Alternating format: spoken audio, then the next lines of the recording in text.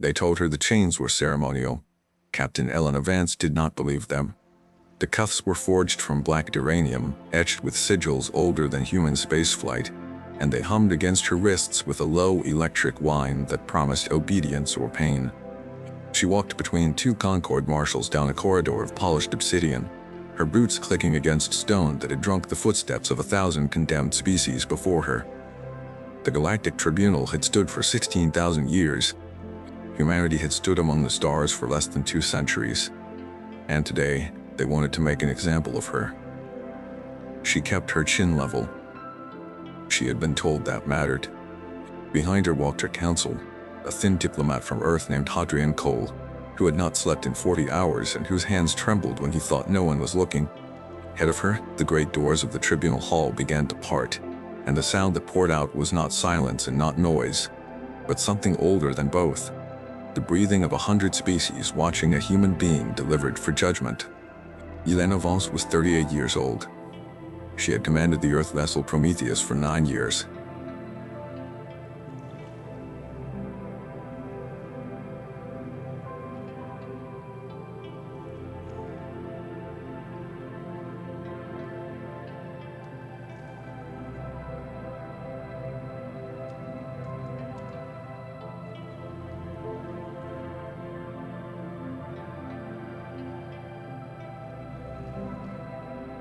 Six weeks escalation of war.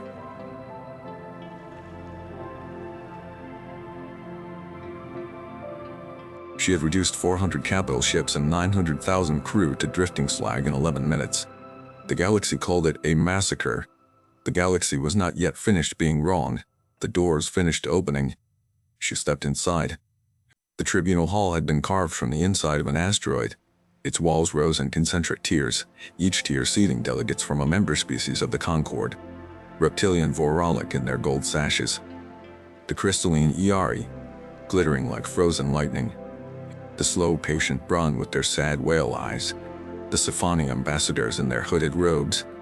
10,000 witnesses, every one of them watching the human walk to the accused stand. There was no sound. There was only the hum of her chains. At the center of the hall sat the 3 magistrates of the Concord. The chief among them was Magistrate Valorin, a vorolic elder with silver scales and eyes like cooling iron. His people had filed the charges. His people had buried their dead. His people had demanded this trial, and the Concord, terrified of what the humans might do next, had granted it within 48 hours. The galaxy wanted closure. The galaxy was about to learn what closure cost. Elena stepped onto the accused platform. The platform lifted her 3 meters above the floor, isolating her in a pillar of cold blue light. The chains tightened. The marshals withdrew. She stood alone. Magistrate Valorin rose. His voice, when it came, carried no anger.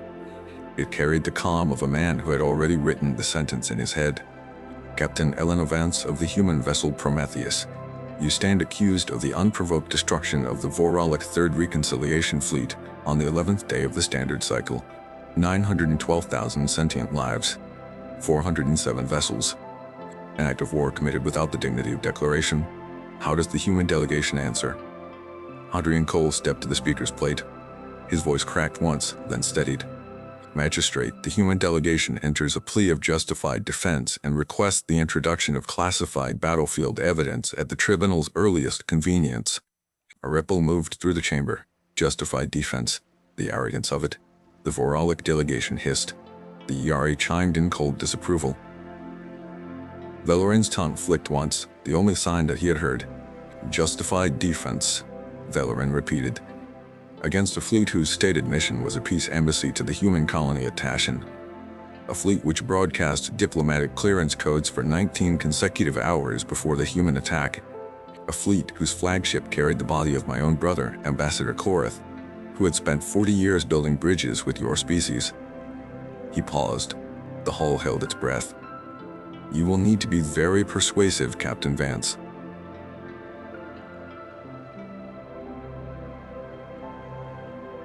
I intend to be magistrate. The first day of the trial belonged to the Voralik. Elena listened in silence as their evidence was paraded before the chamber. Star charts, communication logs, The clean, perfect signal of the Voralic diplomatic frequency broadcasting, "Peace, peace," while the human cruiser drifted closer in the dark.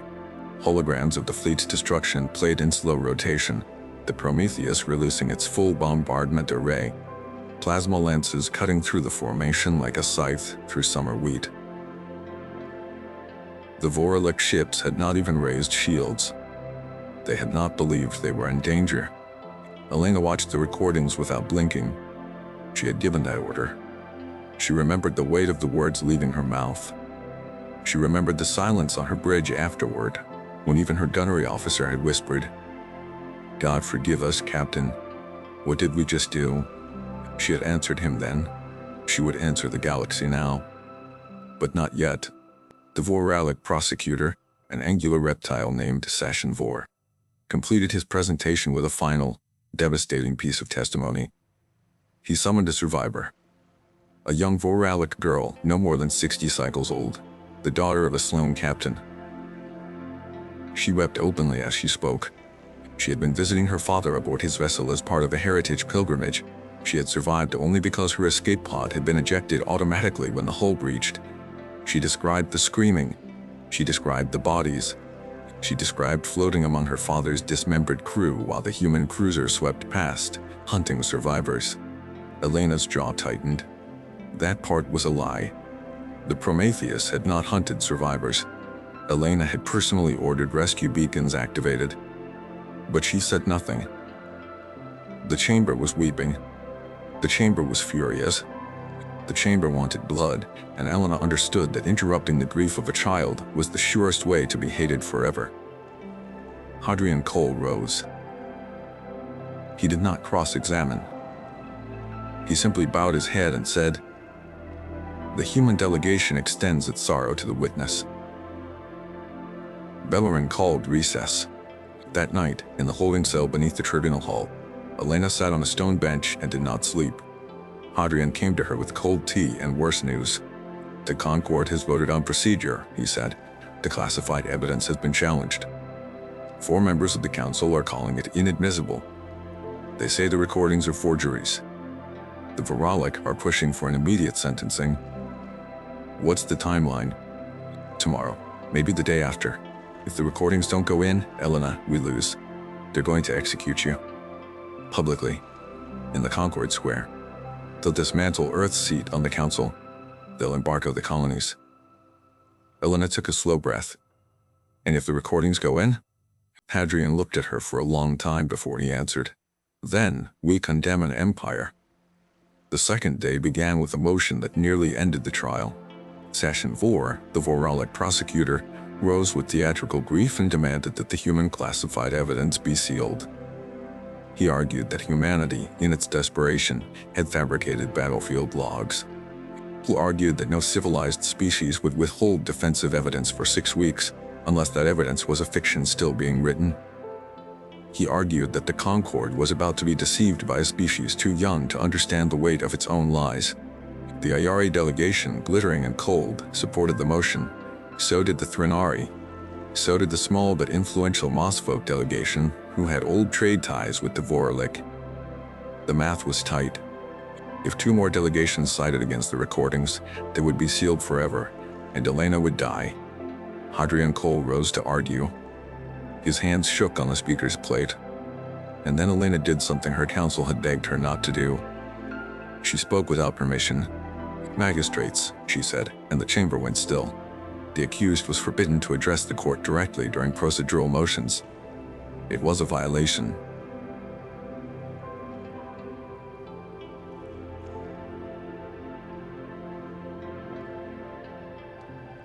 But Elena spoke anyway because she had nothing left to lose and 1 card left to play.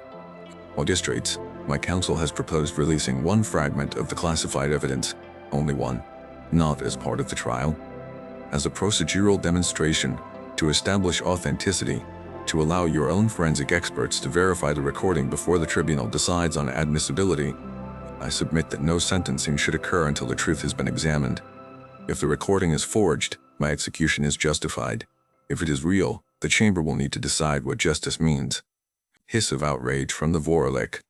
A murmur of curiosity from the Brun. The Safani ambassador, who had not spoken in 3 sessions, lifted his hooded head. Valoran's iron eyes narrowed. He did not speak for a long moment. Then he said very quietly, "One fragment. Verified by Concord forensics. The tribunal will then decide." Session 4 exploded in protest. He was overruled. The hall buzzed with anticipation, with anger, with the dim sense that something irreversible had begun. Hadrian Cole transmitted the fragment. It played on the central hollow stage. The chamber watched. The recording showed the Prometheus Bridge, 12 days before the attack. Elena Vance in her command chair, younger by no time but heavier by some weight, only her crew would have recognized. Around her, officers worked at their stations. At the center of the bridge stood a figure in a Voralic diplomatic robe, a man with silver scales and eyes like cooling iron. The chamber gasped, because the figure was unmistakable. It was Ambassador Korath, the brother of Magistrate Valoran, the man whose body had supposedly been recovered from the wreckage of the destroyed flagship. Korath was alive in this recording. Korath was speaking. Korath was, by every visible sign, defecting. "I have brought what I promised," Korath said in the recording. His voice was hoarse. He looked at Elena with the exhausted clarity of a man who had been awake for a week and was no longer sure he wanted to be alive. "It is in the data crystal in my satchel. The hegemony's full operational orders for what they are calling the Reconciliation Fleet. It is not a peace embassy, Captain. It never was." Elena, in the recording, took the crystal. "Tell me what's on it, in your own words." Korath closed his eyes. "It is an extermination plan. Designated protocol glasswater. The Reconciliation Fleet carries molecular dissolution warheads tuned to the human genome. They are scheduled to deliver these warheads to your colony at Tashin, broadcast peace codes for 48 hours to ensure your defenses remain stood down, and then detonate. Tashin will die. Then they will move to Astoria, then to Olympia, then to Earth. The plan calls for the elimination of the human species within 1 standard year. The Hegemony Council voted on it 11 cycles ago. The vote was unanimous. Silence on the bridge of the recording. Silence in the tribunal hall. In the recording, Elena said, "Why are you telling me this, Ambassador?" Korath opened his eyes. They were wet. "Because I have a granddaughter," he said. "She is 6 cycles old. She likes the way humans laugh. I cannot live in a galaxy where my people did this." The recording ended. The tribunal hall did not breathe, did not move, did not speak. Magistrate Valoran sat very still. His silver scales had gone the color of ash. Sashin Vor was the first to recover. He lurched to his feet, screaming about forgery, about manipulation, about deepfake technology and human deception. He demanded the recording be struck from the record. He demanded forensic analysis under Voralic supervision exclusively. He demanded the trial be postponed. He demanded finally that the human captain be removed from the chamber and executed in private as an enemy of the Concord. Valoran raised one hand. Sashin Vor went silent. "The recording," Valoran said slowly, "will be analyzed by Concord forensics, by the Iari, the Brun, the Safani, and the Threnari. Not by the Voralic. We are no longer impartial." "My Lord Magistrate," Sashin Vor began. "Sit down, Sashin." Sashin Vor sat. The forensics took 6 hours. Elena spent them in her cell, listening to the muffled sounds of the city outside, watching the faint patterns of light cross the stone ceiling.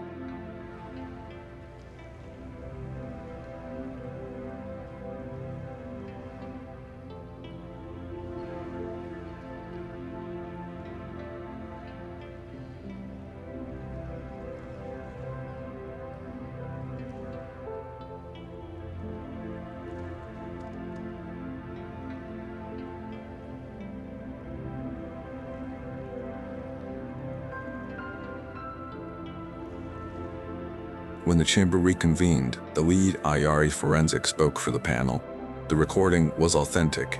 No manipulation, no deepfake markers. The bridge logs were intact. The data crystal had been preserved and contained 23 petabytes of Voralic operational orders, encrypted with hegemony military keys, decrypted independently by the Brun Cryptographic Council, and verified against captured Voralik communications from 3 separate prior conflicts. Protocol Glasswater was real. The chamber erupted. Valoran led it.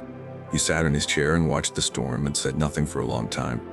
Then he raised his hand again, and the hall slowly returned to silence. The tribunal, he said, rules the recording admissible. The human delegation may present its full classified evidence. The Voralik delegation will remain seated and silent until their right of response is granted. Sashin 4's tongue flickered violently. He did not rise. The third day belonged to humanity. Elena watched as Hadrian, no longer trembling, walked the chamber through the rest of the evidence. The full operational orders of Protocol Glasswater, displayed in glowing Voralik script with translations.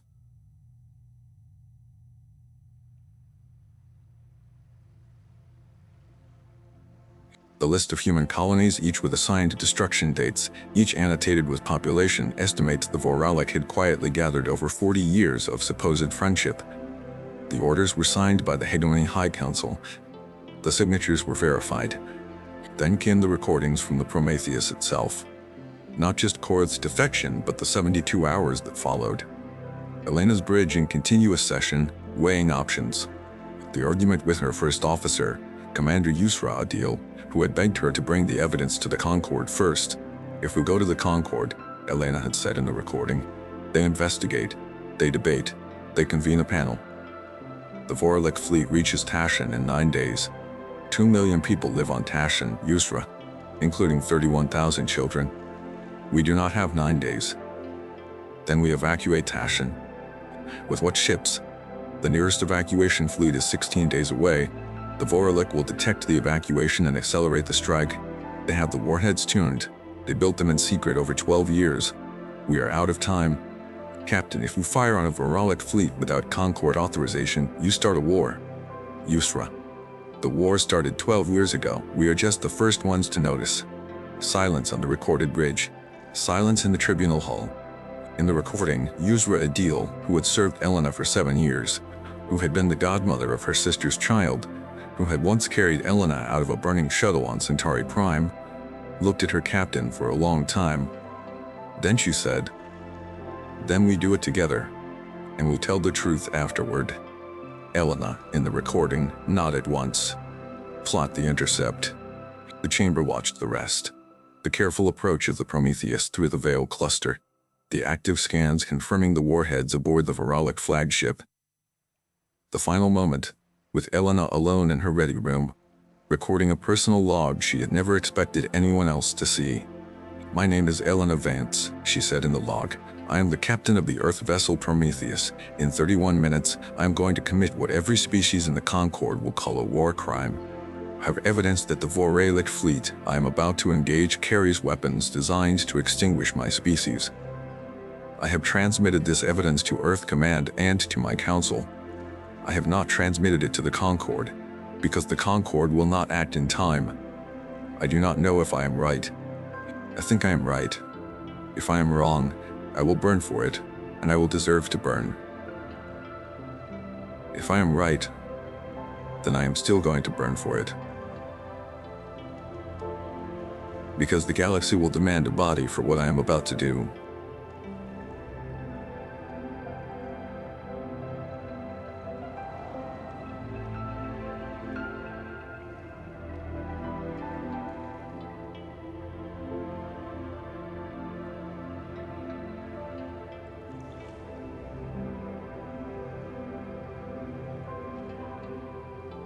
"You followed me because I asked you to.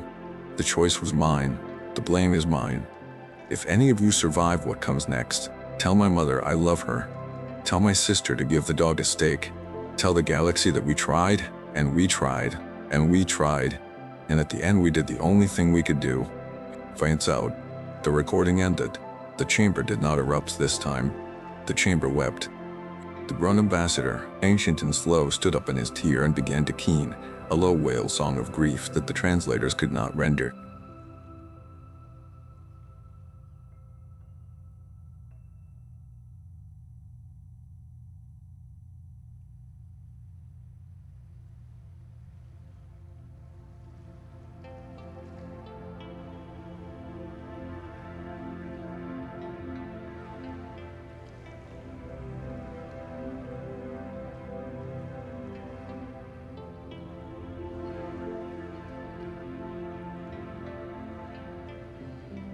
The Ayari, who had no faces, chimed in a register so low it shook the stones.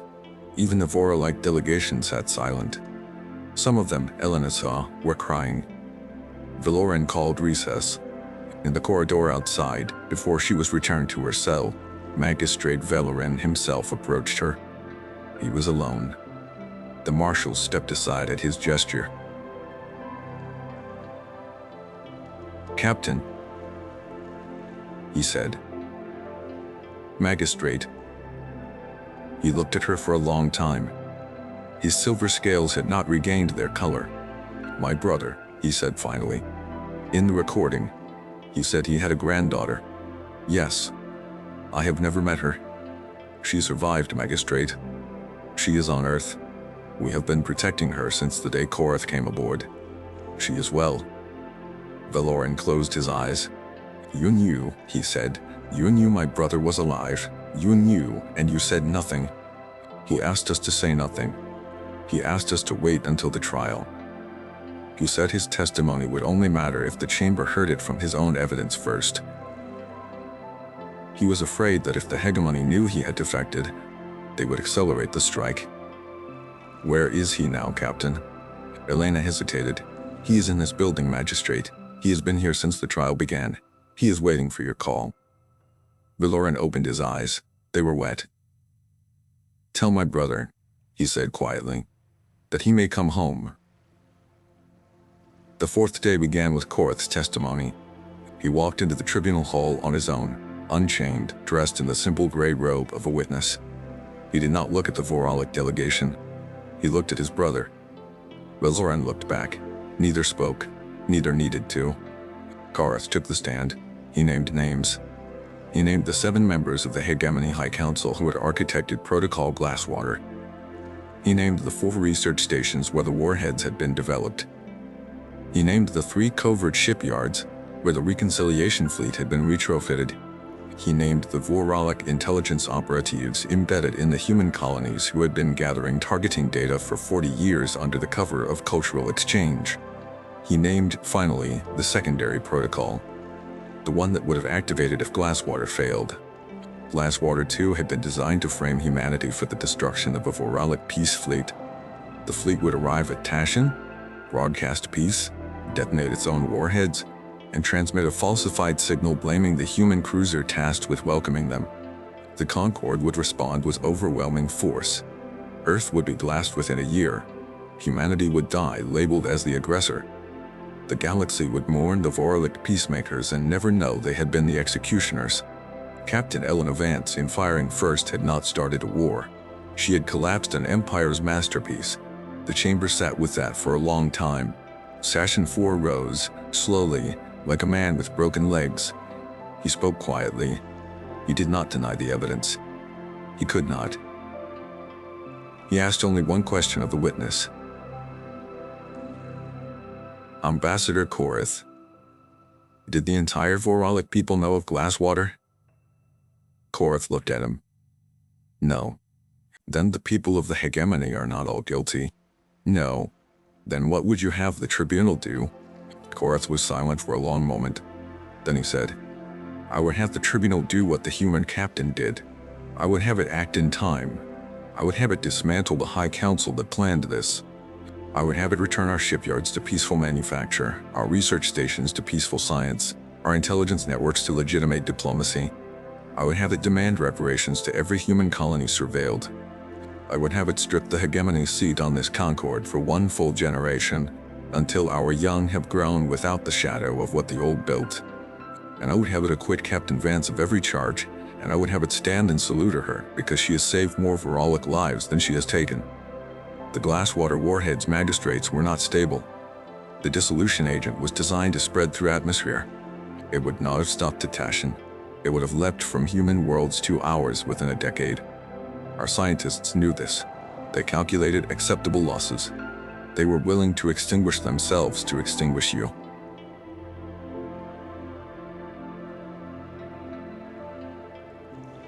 She prevented an extinction, 2 of them.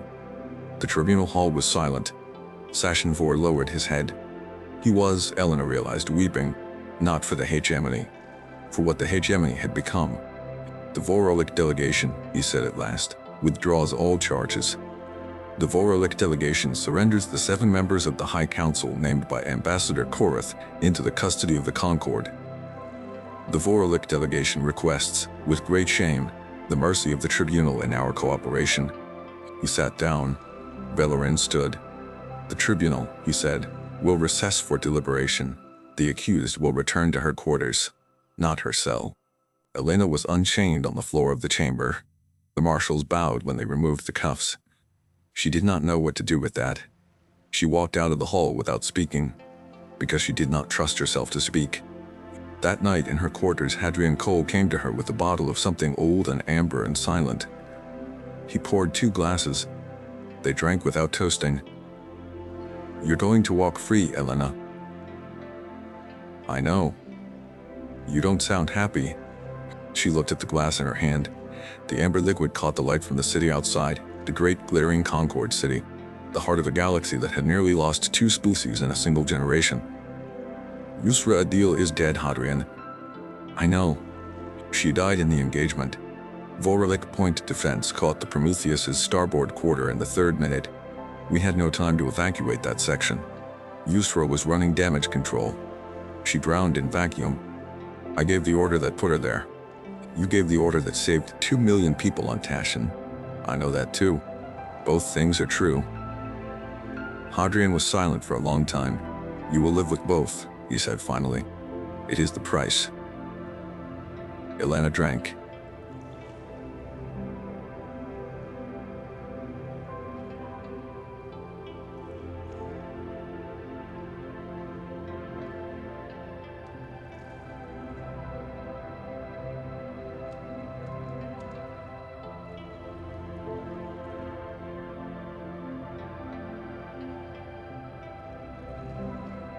The Concord, having reviewed the evidence in full, having heard the testimony of Ambassador Korath and the corroborating witnesses from 3 independent forensic councils, having confirmed the existence of Protocol Glasswater and the conspiracy of the Voralik High Council to commit genocide against the human species, made the following ruling.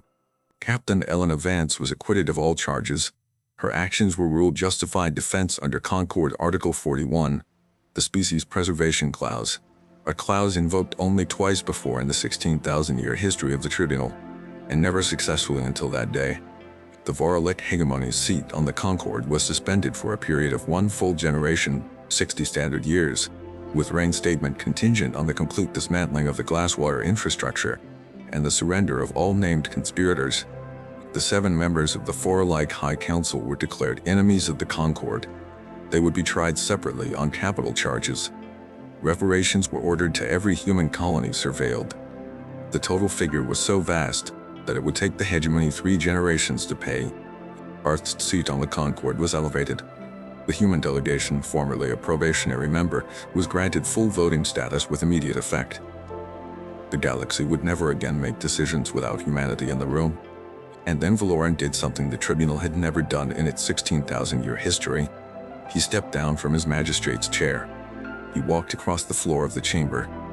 He stopped before Elena Vance, and he bowed. Not a small bow, not a polite bow, a full, formal Voralik elder's bow.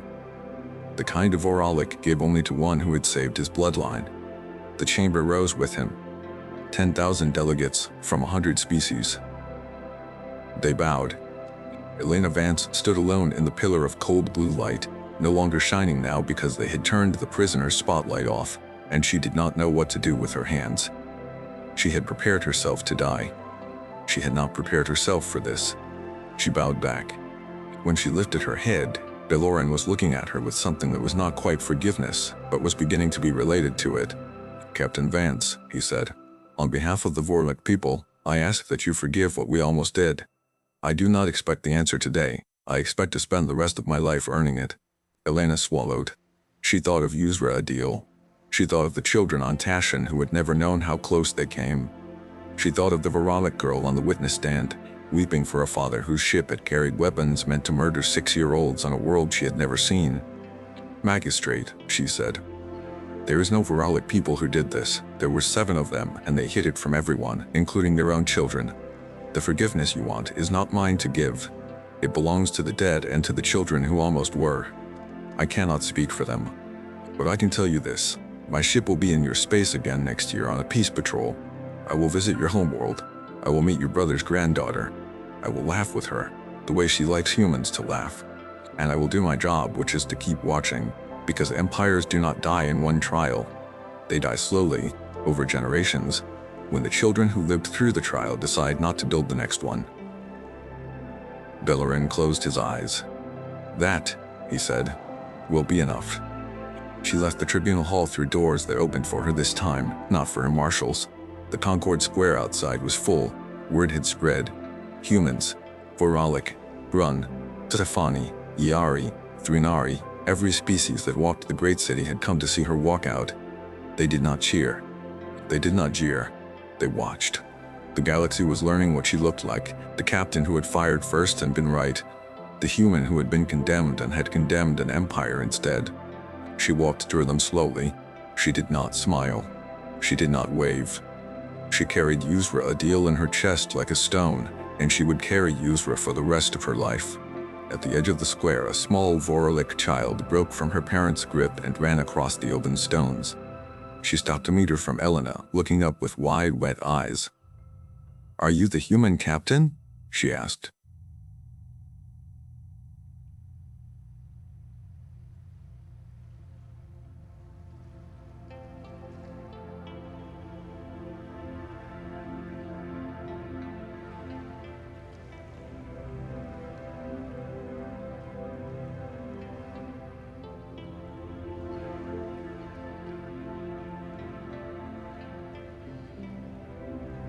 The child held something out.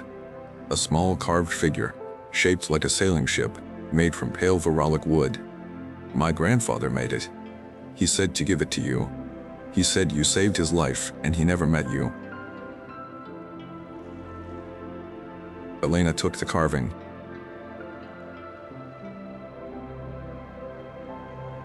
"Tell your grandfather thank you. Tell him I will keep this on my bridge." The child nodded, suddenly shy, and ran back to her parent.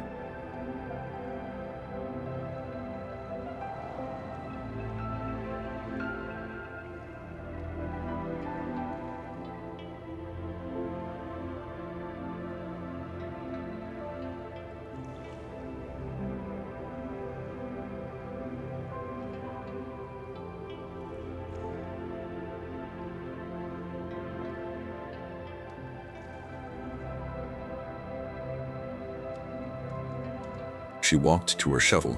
She flew home. The Prometheus, repaired and recrewed and waiting in Earth orbit, took her aboard with full honors. Her surviving officers met her in the docking bay. They saluted. She returned the salute. She did not cry. She would cry later, alone, in her ready room, holding the small wooden ship from a Voralik elder's grandchild. The Voralik High Council was tried and convicted. 6 were executed under Concord law. The 7th took her own life in her cell before the verdict was read. The glasswire warheads were located, every one, and dismantled under joint human Voralik supervision. The research stations were converted to medical facilities. The covert shipyards were demolished and rebuilt as orbital farms. Ambassador Korath returned to the Voralik homeworld. He testified at 16 separate inquiries. He visited his granddaughter on Earth twice a year for the rest of his life. He died at the age of 240 cycles, peacefully, with Elena Vance at his bedside, holding his hand. His last words were, "Tell my brother I love him. Tell the human captain thank you."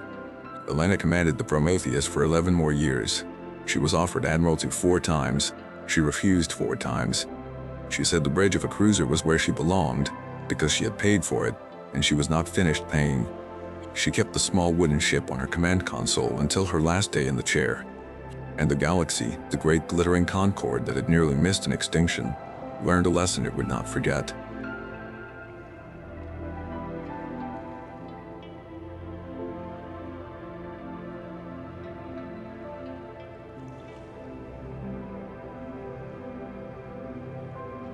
It learned that a human captain with evidence and a hard choice would fire first and stand trial after, and would be willing to die to be right.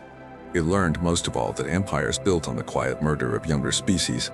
would not survive contact with the species that had crawled out of a death world and learned, in the dark, to fight before being fought. 16,000 years of tribunal history had judged 10,000 defendants.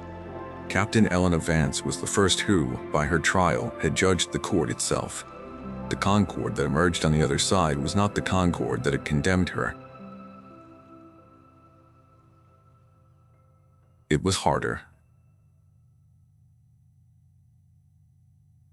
It had a human seat at its center, and it would never again assume that the quiet species was the gentle one.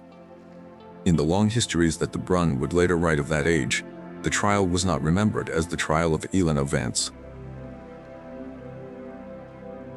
It was remembered as the trial that condemned an empire, and in the smaller histories that humans wrote, in family memoirs and in the logs of the Prometheus, it was remembered as the day a human captain stood in chains beneath 10,000 watching eyes and refused to apologize for surviving.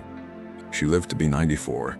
She was buried with full honors on earth, beneath a stone that read only her name, her years, and a single line in Voralic script. Translated, it said, "She fired first." She was right. If you found yourself holding your breath through this story, stay close. There are more tales of humanity's stand among the stars waiting for you on Midnight Galaxy, and the next one begins the moment you subscribe.